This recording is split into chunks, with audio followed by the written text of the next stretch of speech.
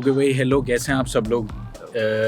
पिछली 2-3 वीडियोस मैंने admission process in Finland और वीज़ा प्रोसेस इन फिनलैंड के बारे में बनाई हैं अयाज़ के साथ। अयाज़ यहाँ पे स्टूडेंट हैं फिनलैंड में, पाकिस्तान से मास्टर्स डिग्री प्रोग्राम पढ़ रहे हैं और इन्होंने हमें पूरा गाइड करा कैसे कैसे प्रोसेस होता है और यहाँ पे अकोमोडेशन कैसी होती है। इस टाइम हम इनकी अकोमोडेशन के प्लेग्राउंड में खड़े हैं और अकोमोडेशन की भी वीडियो हमने बनाई है।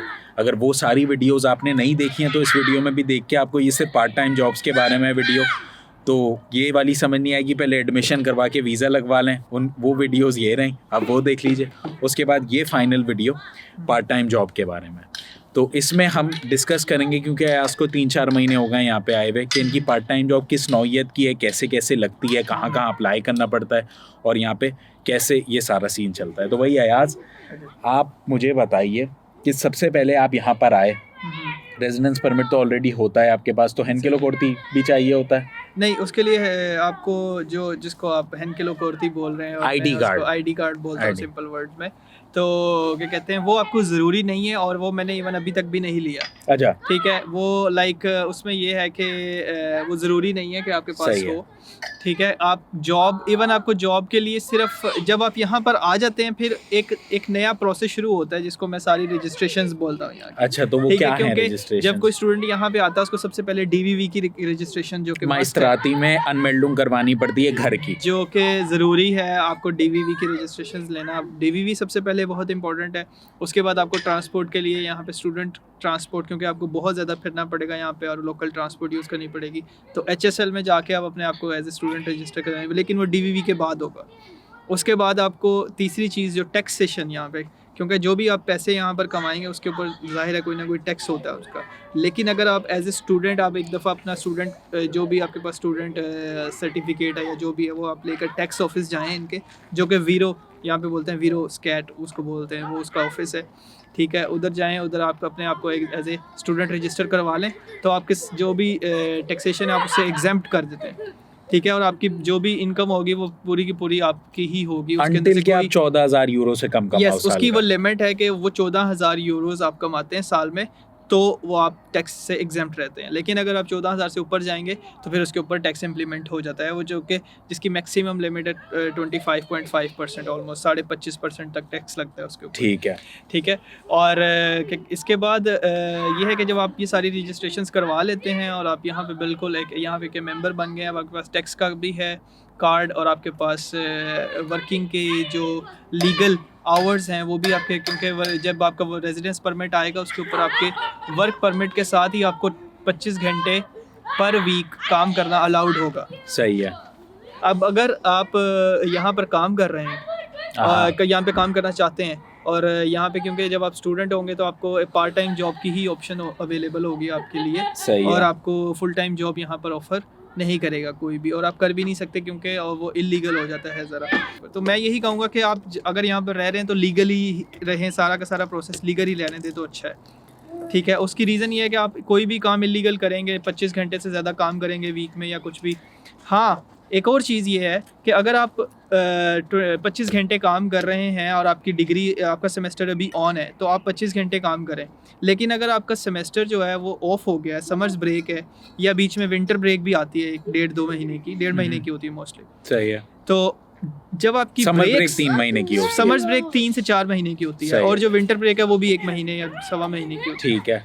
तो उस ड्यूरेशन में जब आपका सेमेस्टर ऑन नहीं है और आपकी यूनिवर्सिटी ऑफ है, उस ड्यूरेशन में आप फुल टाइम जॉब कर सकते हैं। उसमें आप कोई इंटर्नशिप भी कर सकते हैं किसी कंपनी में, उस दौरान आप कहीं पे भी जॉब भी कर सकते हैं अगर आपको कोई कंपनी ऑफर करती है। या उस टाइम में अगर आप कोई जॉब करते हो तो आप रच के कमाओ और पूरे साल की फीस आप उसी 2-3 महीनों में 4 महीनों में आप निकाल लेते हो, निकाल सकते हो। उसमें कोई भी आपको पूछेगा नहीं कि आपने क्यों 40 घंटे काम किया, क्यों 60 घंटे काम किया पर वीक, क्योंकि आपको फुल टाइम उसमें अलाउड है। और यूजुअली स्टूडेंट सारे करते भी ऐसे ही हैं कि जो 3 महीने का ब्रेक आता है उसी में अपने पूरे साल की वो फीस निकाल लेते हैं, बाकी वो साल ऐसी नौकरियां करते हैं छोटी मोटी जिससे उनका 25 घंटे, क्योंकि जाहिर है मेन फोकस है स्टडी, आपको पढ़ाई पे भी फोकस करना है। अच्छा, अब आप अपनी पार्ट टाइम जॉब के बारे में बताओ कि आपको कैसे मिली, कितनी तनख्वाह है और कितना किस नौइयत की वो जॉब है? ओके थोड़ा सा तनख्वाह के बारे में पूछ लिया। सही है। मैं आपको प्रॉपर तरीके से बताता हूँ कि यहाँ पे अगर आप आ गए हैं और आपको यहाँ पर जॉब, क्योंकि जाहिर है जब आप यहाँ पे आएंगे तो आते साथ ही आपके खर्चे शुरू हो जाएंगे बहुत सारे, ठीक है, खाने का खर्चा, लिविंग एक्सपेंस, किराया, ये वो हर चीज़, हर जगह पे पैसे चाहिए। तो आप सोचेंगे बार बार कि अब मैं क्या करूँ, मैं कमाऊँ कैसे, और आप डेस्परेट होंगे जॉब के लिए। तो सबसे इम्पोर्टेंट चीज़ जो यहाँ की है, जो सबसे आसान है, जो सबसे इजीली आपको जॉब मिल जाएगी यहाँ पे, वो है पोस्टी। यहाँ पे सबसे पहली चीज़ मैं आपको पोस्टी के बारे में बताऊँगा। पोस्टी यहाँ पे एक पोस्टल सर्विस की कंपनी है जो आपको ऑफर करेगी कि ठीक है, you will be a delivery boy for them, ठीक है, आप वहाँ पे पेपर डिलीवर करेंगे जिसकी भी किस्म के। उसमें दो तरह की शिफ्ट्स होती हैं। एक ये होता है कि आप नाइट डिलीवरीज को प्रेफर करते हैं तो वो आपको नाइट में हायर कर लेंगे, या अगर आप डे डिलीवरीज करना चाहते हैं तो वो डे में आपको कॉन्ट्रैक्ट उस पे तकरीबन कितना महीने का कमाता है बंदा? उसमें हर 15 दिन के बाद पे आउट आता है उसका मंथ में, और उसमें आप तकरीबन जो मेरे दोस्त यहाँ पे पोस्टी में काम करते हैं वो लोग जो है वो कहते हैं कि मैक्सिमम हम लोग यहाँ पे 1400-1500 यूरो भी कमा लेते हैं महीने का as a student part time job करते हुए 25 घंटे के अंदर। उसकी रीज़न ये है कि पोस्टी में काम थोड़ा सा टफ है, क्योंकि यहाँ पे जो विंटर्स होती हैं बहुत टफ होती हैं और बहुत ज़्यादा एक्सट्रीम टेम्परेचर होता है। तो अगर आपको शिफ्ट, अगर पोस्टी में काम करने का बेनिफिट ये होता है कि आपको 5 घंटे का शिफ्ट मिला है ना अगर काम करने का, तो आप 5 घंटे के काम को 2-2.5 घंटे में भी कंप्लीट कर देते हैं। सही है। लेकिन आपको जो 5 घंटे उन्होंने दिए हैं, आपको पेमेंट वो 5 घंटे की ही करते हैं, ठीक है। तो यहाँ पे ये होता है कि आपको वो पूरा एक राउंड देते हैं कि आपने ये पूरे एरिया में पेपर डिलीवर्स करने हैं। दूसरा ये है कि अगर आप पोस्टी की यहाँ पे जॉब फ़ौरन मिल जाती है, आप आज अप्लाई करेंगे, कल वो आपको हायर कर लेंगे, परसों को आप जॉब शुरू कर सकते हैं। इतना आसान है पोस्टी में जॉब हासिल करना यहाँ पे। उसके बाद यहाँ पे 2 और डिलीवरी की जॉब्स हैं, जो कि एक फूडोरा और एक वोल्ट, जो कि बहुत मशहूर है। सही है, ठीक है। अक्सर लोग यहाँ पर इन्हीं 2 जॉब्स में आपको इन्वॉल्व मिलेंगे। हाँ, जो भी स्टूडेंट्स हैं, वो जितने भी यहाँ में इंडियन पाकिस्तानी जो भी देसी स्टूडेंट्स को मैं जितने भी जानता हूँ, वो वोल्ट या फूडोरा पे काम करते हैं, और उसकी तनख्वाह सुनेंगे तो आप लोग हैरान हो जाएंगे। वो उस पे, क्योंकि उसमें आपको कोई लिमिट नहीं है कि आप एक मिनट, यहाँ बच्चे खेल रहे हैं, हम कहीं और जाके वीडियो बनाते हैं। चलो Okay. हम गाड़ी में आ गए, वहाँ बच्चे बहुत ज़्यादा शोर मचा रहे थे। खैर, अच्छा, हम कहाँ पे थे कि उसके अलावा एक तो पोस्टी की जॉब होती है जो उन्होंने बताया, जिसमें तकरीबन आप 1500 यूरो, और अकोमोडेशन वाली वीडियो में हमने डिस्कस करा था कि कितना खर्चा आता है महीने का, तो 500-550 यूरो महीने का खर्चा आता है यहाँ रहते हुए एज ए स्टूडेंट। बाकी आप अपने पैसे सेव कर सकते हो, पाकिस्तान भेजना चाहो पाकिस्तान भेज सकते हो। दो आई डोंट रिकमेंड इट, पहले साल में बच्चों को सेव करना चाहिए, अपनी फ़ीसों के पैसे जमा कर लेने चाहिए। Exactly. और उसके बाद आपने वोल्ट और फूडोरा की जॉब के बारे में जिक्र करा था, जो दूसरी जॉब्स हैं जो बहुत ज़्यादा यहाँ पाकिस्तानी स्टूडेंट्स करते हैं। अब उनका बताओ, वो उनमें कैसे मिलती हैं और वो कितनी कमाई हो जाती है? फूडोरा और वोल्ट की जो जॉब्स हैं, ये भी अगेन ये डिलीवरी की जॉब है, लेकिन ये फूड डिलीवरी की जॉब्स हैं, ठीक है। इसमें आपको फूड डिलीवर करना होता है, और इसमें भी आपको यहाँ पे फिनलैंड में एक चीज़ कॉमन है कि आपको सारी की सारी जॉब्स ऑनलाइन एप्लीकेशन पे मिलती हैं, ठीक है। आपको ऑनलाइन अप्लाई करना है, वो आपको ऑनलाइन ही कांटेक्ट करेंगे और आपको उसी तरह से वो एग्रीमेंट भी भेजेंगे। फॉर एग्जांपल, आप फूडोरा की जॉब करते हैं तो ये इसमें भी डिफरेंट कैटेगरीज हैं कि या आपके पास यहाँ पे गाड़ी होनी चाहिए, ठीक है, या आपके पास यहाँ पे साइकिल हो, या यहाँ पे आपके पास एक स्कूटर होता है, या आपके पास वो स्कूटर हो, उस स्कूटी के ऊपर आप कर सकते हैं डिलीवरीज। तो यहाँ पे डिफरेंट कैटेगरीज, तो जो चीज़ जो आपके पास व्हीकल मौजूद होगी उसी किस्म का आपको कॉन्ट्रैक्ट मिल जाएगा यहाँ। ठीक है। और इन जॉब्स में तकरीबन कितने पैसे कमा सकते हैं? इन जॉब्स में मैं कहूँगा कि कोई लिमिट नहीं है, लोग बहुत पैसे भी कमाते हैं, ठीक है। लेकिन मैं रिकमेंड करूँगा कि अगर आपकी स्टडीज़ चल रही है तो स्टडीज़ को कम्प्रोमाइज़ ना करें, क्योंकि at the end of the day आपको आपकी स्टडीज़ को जस्टिफाई करना ही करना है, ठीक है। लेकिन यहाँ पे लोग वोल्ट में काम करते हुए 5000 यूरो भी कमाते हुए देखे मैंने खुद वीडियो देखी है। एक मेरा दोस्त है जिसने 5500 यूरो का चेक मुझे दिखाया। तो लोग बहुत ज़्यादा पैसे कमाते हैं। इससे 2 नुकसानात हो सकते हैं आपको। नंबर 1 कि जब आप साल के आखिर में वीज़ा एक्सटेंड करवाने जाएंगे तो वो बोलेंगे कि नहीं जी, आपने तो बहुत ज़्यादा पैसे कमाए और ये लिमिट से आप बाहर हो गए हो, ये क्या आप कर रहे हो, हमने आपको पढ़ा। क्योंकि अगर आपकी पढ़ाई हार्म में गई कि आप फेल हुए कोर्सेज, तो वो बोलेंगे नहीं, इसलिए हमने आपको यहाँ नहीं बुलाया था, हमने आपको पढ़ने के लिए बुलाया था। नंबर 1 ये हार्म होगा कि आपको वो पाकिस्तान वापस भेज सकते हैं। नंबर 2 कि अगर आपने इतने ज़्यादा काम करा तो इतने पैसे का क्या करोगे? वो वापस आपको आपके पढ़ाई इन दी एंड आपकी पढ़ाई इवेंचुअली हार्म होएगी और वो बोलेंगे कि आप पढ़ाई करने के लिए आए हो, तो मैं यही रेकमेंड करूंगा कि आप लोग पढ़ाई करो। फर्दर मैं आपको बताऊं, अगर वोल्ट और फूडोरा के बाद यहाँ पर रेस्टोरेंट्स की बहुत जॉब्स हैं, बेतहाशा जॉब्स हैं रेस्टोरेंट्स में काम करने की, ठीक है, जो कि आप इजीली कर सकते हैं। उसके भी एक इनका ऑनलाइन वेबसाइट है जहाँ पे सारी की सारी रेस्टोरेंट्स की जॉब्स मिलती हैं। वो क्या है वेबसाइट का नाम? उस वेबसाइट का नाम फिनिश में है, मैं आपसे शेयर कर दूंगा, मुझे मतलब जुबानी याद सही है, वो ये लिखा हुआ भाई। हाँ, वो मैं आपको शेयर करता हूँ। तो वहाँ से आपको ये जॉब्स आप सर्च कर सकते हैं। मैकडोनल्ड्स में भी वहाँ से अप्लाई कर सकते हैं, क्योंकि मैं खुद यहाँ पर KFC में जॉब कर रहा हूँ, और KFC की जो KFC ब्रांड है वो फिनलैंड में भी रिसेंटली आया और वो कई जगहों पे अपनी ब्रांचेस ओपन कर रहा है। तो KFC बहुत सारे स्टूडेंट्स को जॉब्स दे रहे हैं यहाँ पे और भी, ठीक है। मेरी अपनी जो क्लासमेट्स हैं वो मोस्टली वो KFC में काम करते हैं, लेकिन डिफरेंट ब्रांचेस में।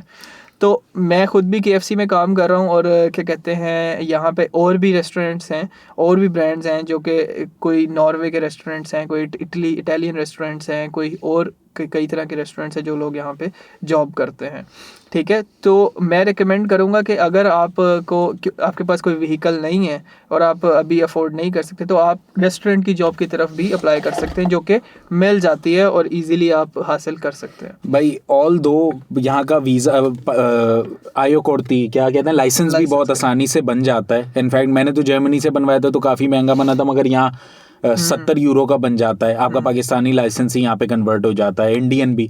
तो आप यहाँ लाइसेंस लेके वोल्ट या फूडोरा भी कर सकते हो। मगर दूसरी बात, आप लोग ये सारे हो सकता है ये सोच रहे हो कि भाई ये कैसी जॉब्स बता रहे हैं मिनाल भी, कि या तो वोल्ट में कर लो, डिलीवरी बॉय बन जाओ, या आप रेस्टोरेंट में जॉब कर लो। तो देखो भाई, इसमें कोई शर्माने वाली बात नहीं है। ये इस बारे में आपको उस टाइम सोचना चाहिए था जब आप पाकिस्तान में बैठे हुए अपनी अम्मा के हाथ की रोटियां खा रहे थे।